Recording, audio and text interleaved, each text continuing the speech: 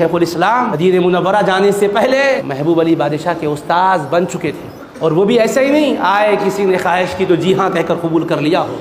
حضرت زماں خان شہید رحمۃ اللہ علیہ کو جب شہید کیا گیا تھا، ان کے بھائی حضرت مولانا مسیح الزماں رحمۃ اللہ علیہ وہ حکومت کے امور کو بھی سنبھالا کرتے تھے، شاہ وقت کو بھی پڑھایا کرتے تھے، لیکن انہوں نے دیکھا کہ امور انتظام کو سنبھالنا اور شاہ وقت کو پڑھانا دو چیزوں کو نبھانا ممکن نہیں ہے۔ تو مولانا مسیح الزماں خان یہ سوچے کہ اب بادشاہ سلامت کو کیسے پڑھائیں جبکہ یہ انتظامی امور بھی مجھ سے متعلق ہے۔ سوچا کہ مملکت کی بڑی شخصیت کو اتالیق اور استاذ کے طور پر متعین کرنا چاہیے۔ دو شخصیتوں کا نام ذہن میں آیا، لیکن بہرحال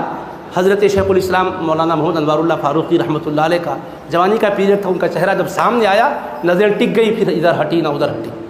کہنے لگے بس یہ جلوہ بس گیا، بادشاہ کو پڑھانے کی یہی بہتر شخصیت ہے۔ تو اب آپ بتاؤ جوانی کے پیریڈ میں بادشاہ وقت کو پڑھانے کے لیے پوری مملکت میں سے جس کو چنا جا رہا ہو، علم و عرفان کی کیا منزل پر تھے ان کے شیخ الاسلام؟ ہم کیا بتائیں گے، وقت کا شرح کہہ رہا ہے بانی مکتب کی عثما یاد بھی آتی رہے۔ پڑھایا بھی تو ایسا پڑھایا کہ بادشاہ محبوب علی بھی پڑھے، بادشاہ عثمان علی بھی پڑھے، ان کے شہزادگان نواب اعظم جاہ معظم جاہ بھی پڑھے، اور پڑھنے کے بعد استاذ کو ایک آدھ مرتبہ یاد کر لیے اور اس کے بعد بہت زیادہ قابل بن گئے تو استاذ کہاں نظر میں آتا ہے، اپنی صلاحیتوں کے جوہر نظر آتے ہیں، لیکن وہ وقت کا بادشاہ شیخ الاسلام سے پڑھ کر اس قدر متاثر رہا کہ فیض پاتا بھی رہا، اور جب وصال مقدس ہو گیا تو کہہ رہا ہے بانی مکتب کی عثما یاد بھی آتی رہے، نغمے بھی اس ذات کے صبح و مسا گاتی رہے۔ بانی مکتب کی عثما یاد بھی آتی رہے، آئے نہیں آتی رہے، آ گئی چلے گئی ایسا نہیں ہونا چاہیے، میرے استاذ ہیں ہمیشہ وہ یاد آتے رہے۔ گویا دعائی انداز میں معروضہ کر رہے ہیں پروردگار بے شمار مملکت کے کام میرے ذمے ہیں، یہ ذہن میں کون یاد رہتے ہیں، مگر کوئی یاد رہے نہ رہے میرے استاذ برابر یاد رہے۔ جب وہ سامنے ہوں گے تو میرا قدم بھٹکے گا نہیں، قلم لغزش نہیں کھائے گا، زبان خطا نہیں کرے گی، اس لیے کہ وہ ایسا پڑھا کر گئے کہ مشیت الہی کے راز کو بھی سمجھنے کا طریقہ بتایا، خشیت ربانی سے سیدھے معمور کرنے کے راز بھی سمجھائے۔ کہنے لگے بانی مکتب کی عثما یاد بھی آتی رہے،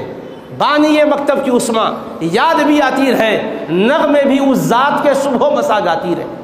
صبح کی گھڑیاں بھی ان کے نغمے گائے، شام کے لمحے بھی ان کے نغمے گائے، یعنی یہ نہیں کہہ رہے کہ شاعروں کو کھڑا کر کے نغمے پڑھاؤ، کہنے لگے ارے شاعر کب تک پڑھے گا، زبان خشک ہو جائے گی، میں تو صبح کے وقتوں کو کہہ رہا ہوں تم نغمے پڑھتے رہو، شام کے لمحوں کو کہہ رہا ہوں تم نغمے پڑھتے رہو۔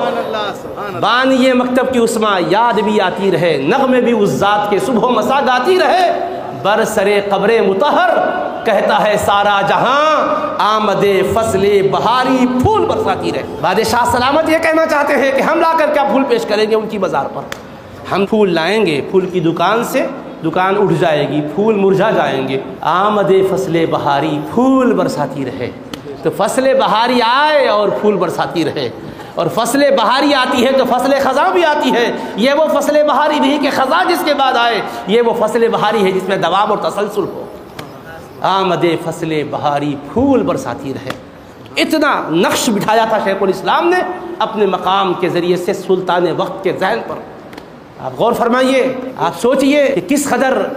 مرتسم ہو گئی تھی آپ کی خدمت اور آپ کی علمی جلالت شاہ وقت کے ذہن و فکر پر۔